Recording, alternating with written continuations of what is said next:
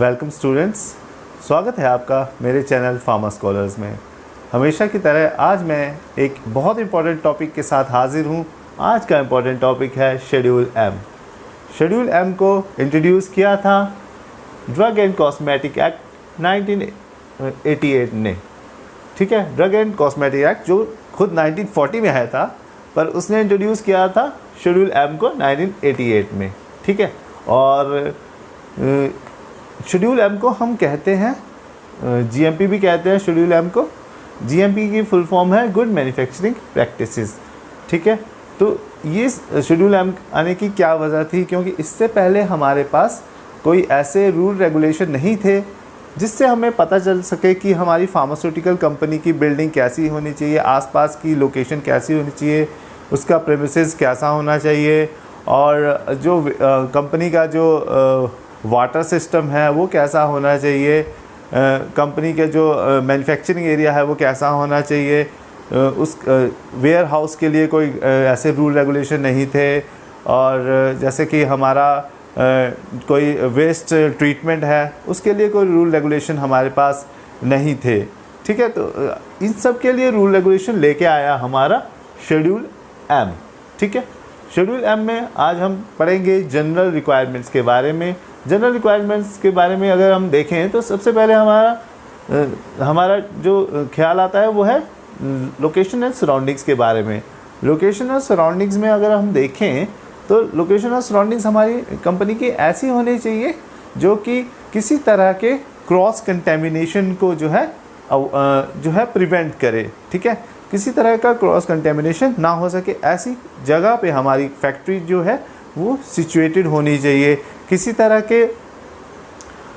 के external sources से जो है वो कंटेमिनेशन के चांस ना हो, जैसे कि किसी तरह का खुले में मल वगैरह किया हुआ है, या ड्रेनेज सिस्टम है कहीं पे, या किसी तरह के पब्लिक टॉयलेट्स है आसपास, तो वहाँ से जो है जो एक सोर्स बन सकते हैं वो कंटेमिनेशन के, तो वो वहाँ से कंटेमिनेशन ना हो सके, ऐसी जगह हमारी फैक्ट्री सिचुएटेड होनी चाहिए। ठीक है, आसपास जो फैक्ट्रियाँ हैं जैसे कि कोई बदबू पैदा कर रही हैं, किसी तरह की फ्यूम्स पैदा कर रही हैं, किसी तरह की डस्ट पैदा कर रही हैं, धुआं वगैरह पैदा कर रही हैं, किसी तरह के केमिकल और बायोलॉजिकल डिस्चार्ज पैदा कर रहे हैं।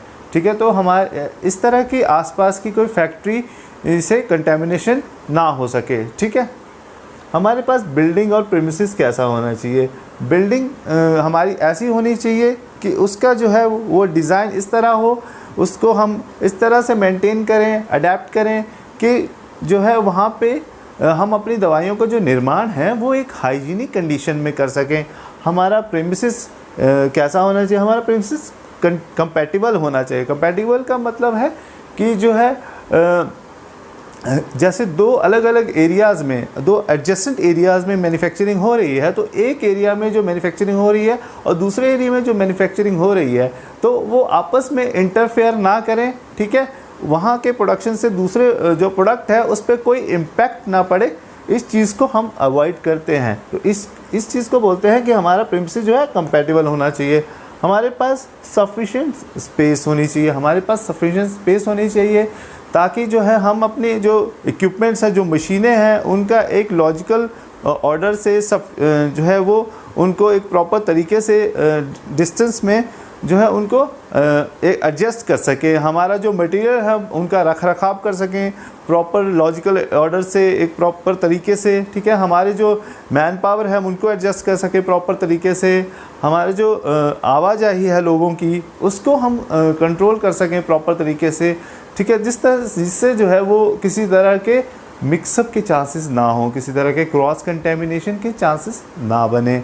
ठीक है, और इसके बारे में अगर डिटेल में पढ़ना चाहें तो हम पढ़ सकते हैं फैक्ट्री एक्ट 1948 में।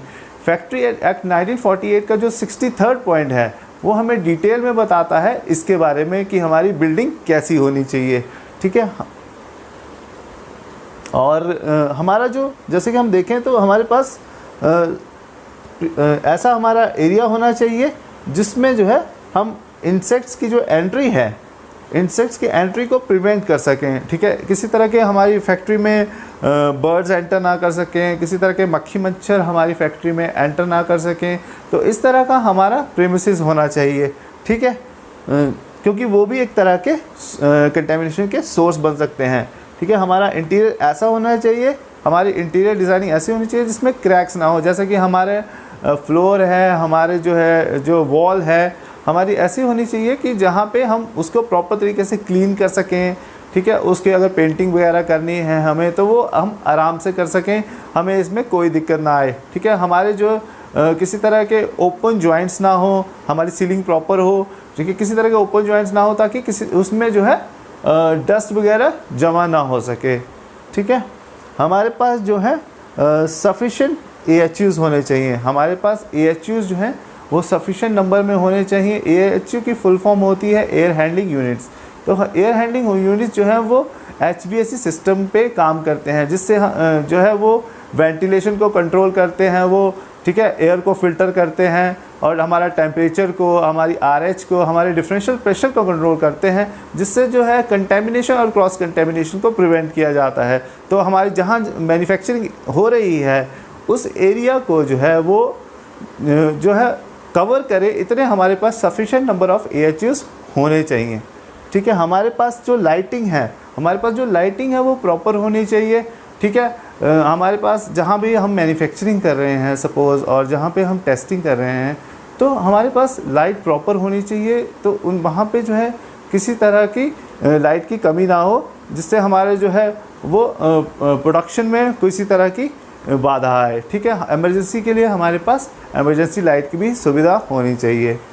हमारे पास सफिशेंट ड्रेनेज सिस्टम होना चाहिए। हमारे पास ड्रेनेज सिस्टम ऐसा होना चाहिए जो सफिशेंट हो, मतलब जहाँ पे प्रॉपर तरीके से हम ड्रेन कर सकें, जो भी गंदगी है उसको प्रॉपर तरीके से ड्रेन कर सकें, और मतलब किसी तरह का वहाँ से बैकफ्लो ना हो। मतलब अगर बैकफ्लो होता है तो वो अपनी तरह से बहुत सारी डस्ट को लेके आएगा, किसी तरह के इंसेक्ट्स आ सकते हैं, उसमें से चूहे वगैरह आ सकते हैं। तो इस तरह का हमारा होना चाहिए ड्रेनेज, जिससे बैकफ्लो प्रिवेंट हो सके, ठीक है। हमारे पास ओपन चैनल्स नहीं होने चाहिए, किसी तरह के ओपन चैनल्स हमारे पास नहीं होने चाहिए। इसको अवॉइड करना चाहिए हमें, जिससे क्योंकि ओपन चैनल्स में कंटेमिनेशन हो सकता है। जनरल रिक्वायरमेंट में आगे हम पढ़ेंगे वाटर सिस्टम के बारे में। वाटर सिस्टम हमारा हम वाटर सिस्टम यूज़ कर रहे हैं वो वैलिडेटेड होना चाहिए वाटर के ट्रीटमेंट के लिए, ठीक है। और हमारा वाटर सिस्टम है उसका वैलिडेशन है वो 3 फेज़ों में होता है, first phase, second phase, third phase. इसके बारे में ज़्यादा डिटेल में मैं आपको बताऊंगा अपने अलग वीडियो में। इस वीडियो में क्योंकि हम अभी शेड्यूल एम काफ़ी बड़ा है तो शेड्यूल एम पे ही फोकस करते हैं, ठीक है। मस्ट फॉलो BIS और लोकल म्यूनिसिपैलिटी। जो हमारा वाटर सिस्टम है उसमें हमें BIS को फॉलो करना है। BIS है हमारा ब्यूरो ऑफ इंडियन स्टैंडर्ड्स, ठीक है। ब्यूरो ऑफ इंडियन स्टैंडर्ड्स हमारा BIS है।